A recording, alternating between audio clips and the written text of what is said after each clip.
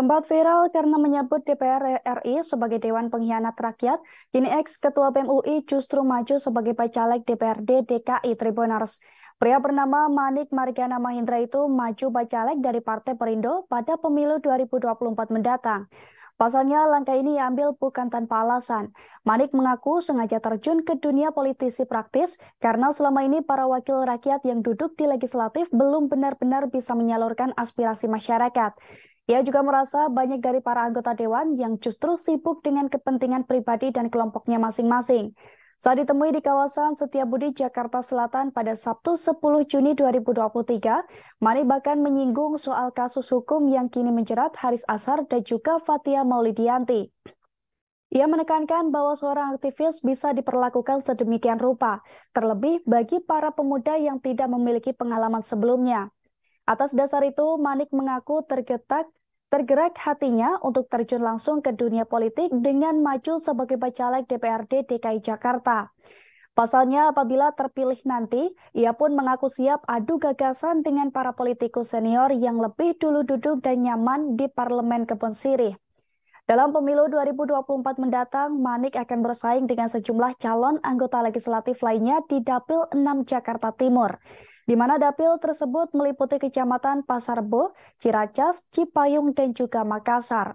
Ia sendiri memilih Partai Perindo karena ia merasa bahwa Partai Besutan Haritanu Sudibyo tersebut memberikan ruang bagi anak-anak muda untuk mengembangkan karir politiknya. Dilansir dari tribunjakarta.com, sosok Manik sempat menjadi sorotan masyarakat setelah berani dengan lantang melayangkan mosi tidak percaya dan menyebut para anggota DPR RI sebagai pengkhianat rakyat. Peristiwa itu terjadi saat Manik turut menggerakkan mahasiswa menggelar aksi demo di depan gedung DPR RI terkait penolakan RUU KUHP termasuk Undang-Undang KPK pada 2019 silam.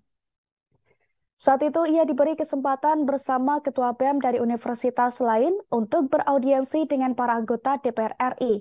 Di depan para anggota DPR RI, Manik dengan lantang menyampaikan mosi tidak percaya dan menyebut para dewan sebagai pengkhianat bangsa. Keberanian Manik itu pun diapresiasi oleh masyarakat.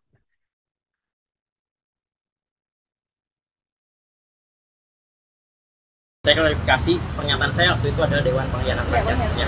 Jadi apa yang kemudian membuat saya hadir di sini, ikut serta berpartisipasi dalam dunia politik, tentu saya yakin pasti akan mendapatkan banyak sekali pertanyaan dari orang lain. Tapi ya balik lagi, saya merasa bahwa penting untuk membawa aspirasi ini ke dalam dunia politik. Kita bisa melihat bagaimana Move Forward Party di Thailand, atau kita bisa melihat bagaimana Gabriel Boric berbicara, atau Alexandria Ocasio-Cortez.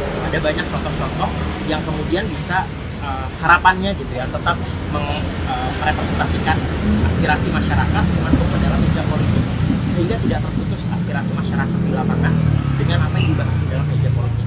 Itu yang selama ini kita kritik. Kita tidak memiliki jembatan yang kemudian menyampaikan aspirasi masyarakat di grassroots hingga akhirnya masuk ke dalam sistem, dan itu bisa diperdebatkan di dalam sistem. Yang harapannya saya rasa ketika saya masuk, saya bisa membawa ini gitu. Saya sangat meminta dukungan dan juga partisipasi dari teman-teman semua. Harapannya apa yang saya lakukan 2019 sampai dengan saat ini tidak pernah berubah, tetap konsisten dan tetap membawa aspirasi masyarakat.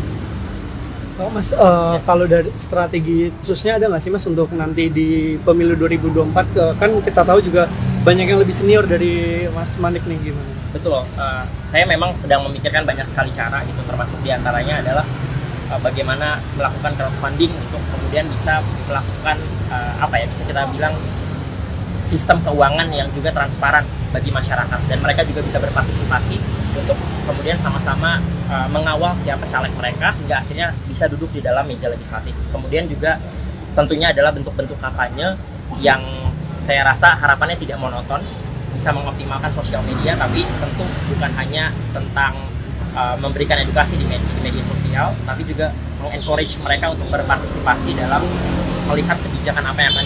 Terima kasih sudah nonton. Jangan lupa like, subscribe, dan share ya.